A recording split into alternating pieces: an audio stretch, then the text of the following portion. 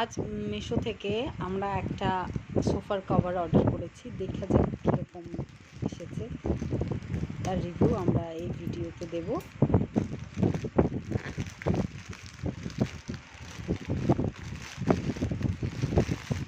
Wow,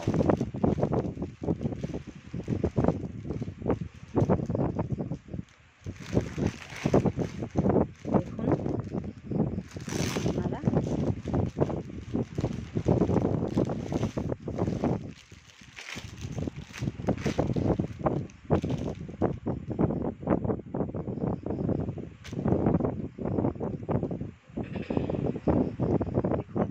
যেরকম এরা করেছে সেরকমটাও অতটাও ভালো নয়।